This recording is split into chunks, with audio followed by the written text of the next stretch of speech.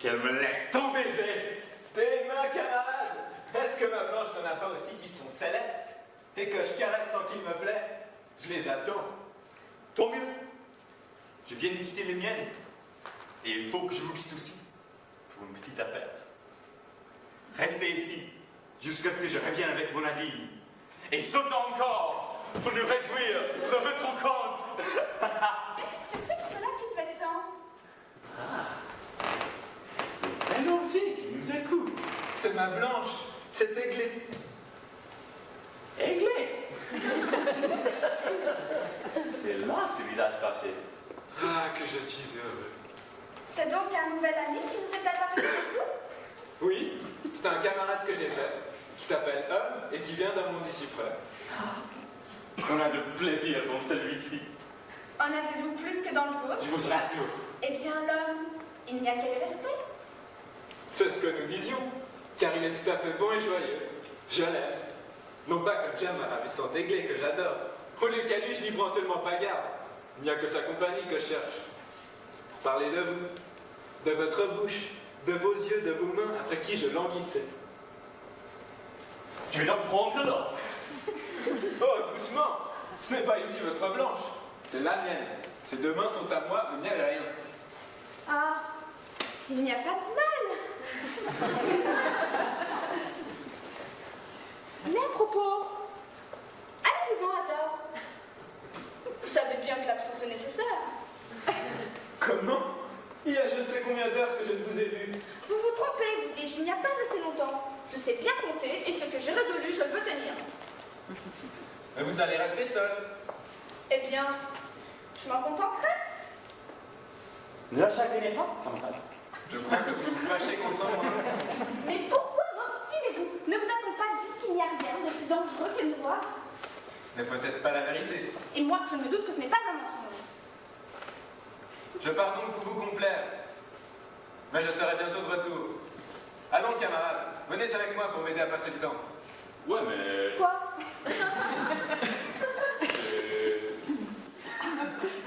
Il y a longtemps que je me promène. Il faut qu'il se repose. Et j'aurais empêché que la belle femme ne s'ennuyât. Oui, l'empêcherait. N'a-t-elle pas dit qu'elle voulait être seule? Sans cela, je la désennuierai encore mieux que vous. Partons.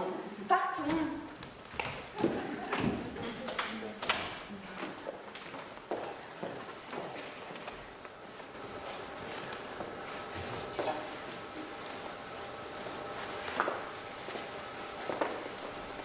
À quoi en avez-vous donc? Je rêve que je ne suis pas de bonne humeur. Avez-vous du chagrin? Ce n'est pas du chagrin non plus. C'est de l'embarras d'esprit. D'où vient-il? Vous nous disiez tantôt qu'en fait d'amitié, on ne sait ce qui peut arriver. Il est vrai. Eh bien, je ne sais ce qui m'arrive. Mais qu'avez-vous? Il me semble que je suis fâchée contre moi. Que je suis fâchée contre Azor. Je ne sais à qui j'en ai. Pourquoi fâché contre vous? C'est que j'ai dessein d'aimer toujours Azor. Et j'ai peur d'y manquer. Serait-il possible? Oui, j'en veux à Azor parce que ses manières en sont cause. Je soupçonne que vous lui cherchez querelle. Vous n'avez qu'à me répondre toujours de même, je serai bientôt fâchée contre vous aussi. Vous êtes en effet de bien mauvaise humeur. Mais que vous a fait Azor? Ce qu'il m'a fait. Nous convenons de nous séparer, il part et il revient sur le champ. Il voudrait toujours être là. À la fin, ce que vous lui avez prédit, il arrivera. Quoi? Vous se serez l'aimé? Sans doute. Si le plaisir de se voir s'en va quand on le prend trop souvent. Est-ce ma faute à moi? Vous nous aviez soutenu que cela ne se pouvait pas. Ne me chicanez donc pas, que savais-je? Je l'ai soutenu par ignorance. Aiglé, ce ne peut être son trop d'empressement à vous voir qui lui nuit auprès de vous. Il n'y a pas assez longtemps que vous le connaissez. Pas mal de temps. Nous avons déjà eu 3 conversations ensemble. Et apparemment que la longueur de son entretien est contraire. Vous ne dites pas son véritable tort, encore une fois. Oh, il y en a encore un. Et même 2. Il en a je ne sais combien. Premièrement, il m'a contrarié. Car mes mains sont à moi, je pense. Elles m'appartiennent. Et il défend qu'on les baise. Et qui est-ce qui a voulu les baiser? Un camarade qu'il a découvert tout nouvellement. Et qui s'appelle Homme. Et qui est aimable? Ah, charmant. aussi de rester pour me tenir compagnie. Et ce fantasque d'Azor ne lui a permis ni la main, ni la compagnie. L'a querellé et l'a emmené brusquement, sans consulter mon désir. Ah. Je ne suis donc pas ma maîtresse? Il ne se fie donc pas à moi? Il a donc peur qu'on m'aime? Non, mais il a craint que son camarade ne vous plût. Eh bien, il n'a qu'à me faire davantage. Car à l'égard d'être aimé, je suis bien aise de l'être. Je le déclare. Et au lieu d'un camarade en est-il 100, je voudrais qu'ils m'aimassent tous. C'est mon plaisir. Il veut que ma beauté soit pour lui tout seul? Moi, je prétends qu'elle soit pour tout le monde. Tenez, votre dégoût pour Azor ne vient pas de tout ce que vous dites là, mais de ce que vous aimez mieux à présent son camarade que lui. Croyez-vous? Vous pourriez bien avoir raison. Eh, dites-moi, ne rougissez-vous pas un peu de votre inconstance? Il me paraît que oui. Mon accident me fait honte. J'ai encore cette ignorance-là. Ce n'en est pas une. Vous aviez tant promis de l'aimer constamment. Attendez, quand je l'ai promis, il n'y avait que lui. Il fallait donc qu'il restât seul. Le camarade n'était pas de mon compte. Avouez que ces raisons-là ne sont point bonnes. Vous les aviez tantôt réfutées d'avance. Il est vrai que je ne les estime pas beaucoup. Il y en a pourtant une excellente. C'est que le camarade vaut mieux qu'Azor. Vous vous méprenez encore là-dessus. Ce n'est pas qu'il vaille mieux, c'est qu'il a l'avantage d'être nouveau venu. Mais cet avantage-là est considérable. N'est-ce rien que d'être nouveau venu? N'est-ce rien que d'être un autre? Cela est fort joli. Au moins, ce sont des perfections qu'Azor n'a pas. Ajoutez que le nouveau venu vous aimera.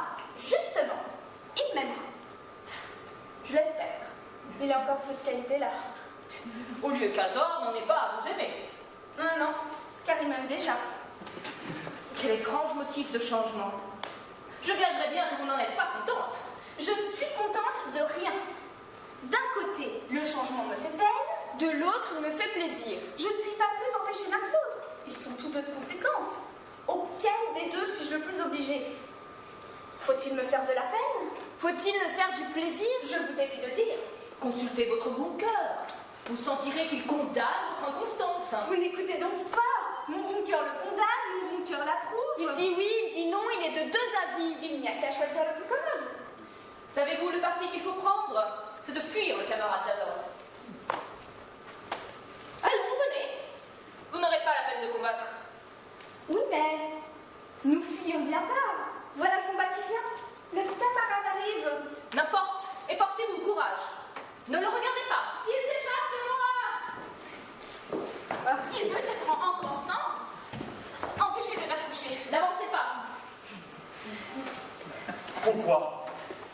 C'est que je vous le défends. Mesrou et moi devons avoir quelque autorité sur vous. Nous sommes vos maîtres. Mais maître? Qu'est-ce que c'est un maître? Eh bien, je ne vous le commande plus. Je vous en prie. Et la belle Églée joint sa prière à la mienne. Moi? Point du tout, je ne joue en point de prière.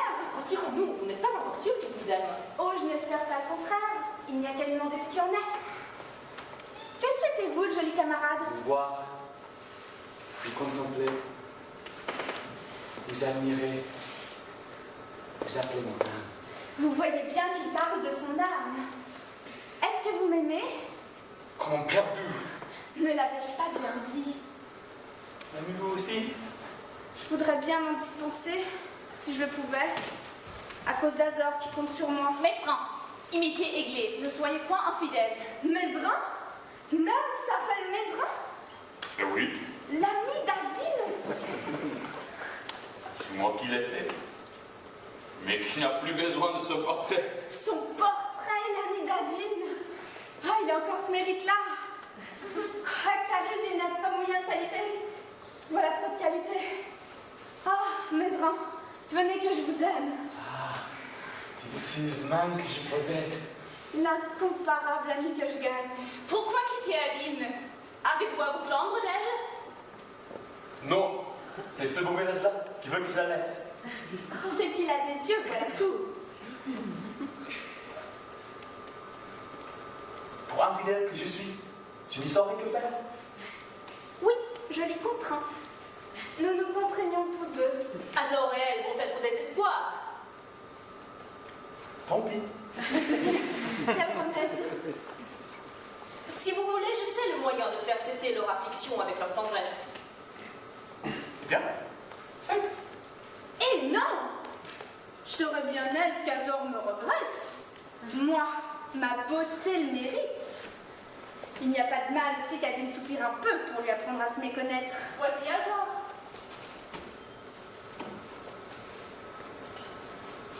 Camarade m'embarrasse. Il va être bien étonné. À sa contenance, on dirait qu'il devine le tort que vous lui faites. Oui, il a l'air triste. Ah, il y a bien de quoi. Êtes-vous bien fâché, Azor? Oui, Aiglé, Beaucoup? assurément. Et il y paraît. Comment savez-vous que j'aime Mézerin? Comment? Oui, camarade. Aiglé vous aime? Elle ne se soucie plus de moi? Il est vrai. Et tant mieux.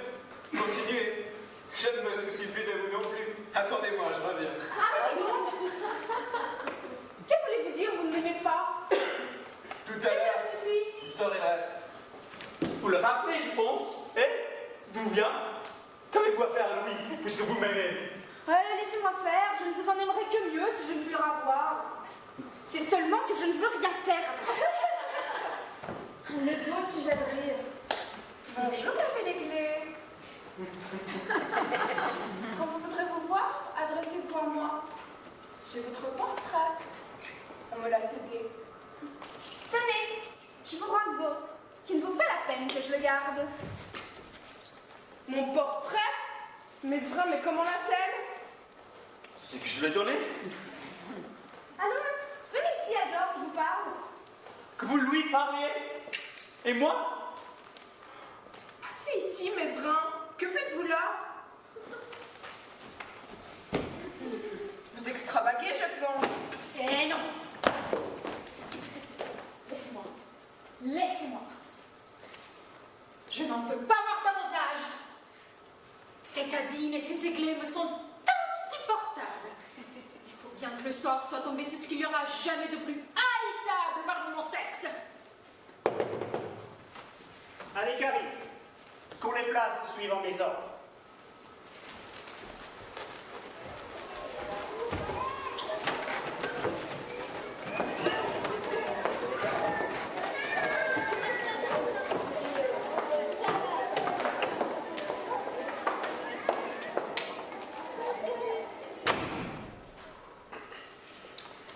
Les deux sexes n'ont rien à se reprocher, madame. Vices et vertus, tout est égal entre eux. Ah, je vous prie, mettez-y quelques différences. Votre sexe est d'une perfidie horrible. Il change à propos de rien, sans même chercher de prétexte. Je l'avoue, le procédé du vôtre est du moins plus hypocrite et par là plus décent. Il fait plus de façon avec sa conscience que le nôtre. Croyez-moi, nous n'avons pas lieu de plaisanter. Partons.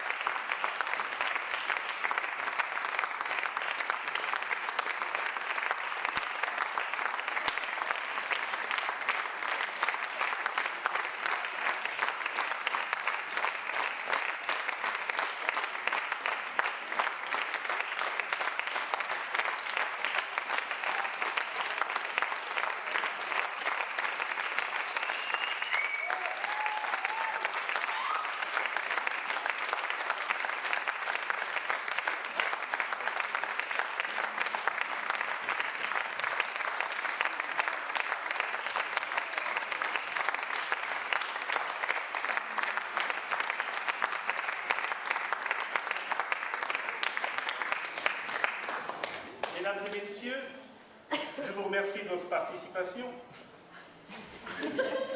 Vous étiez formidable.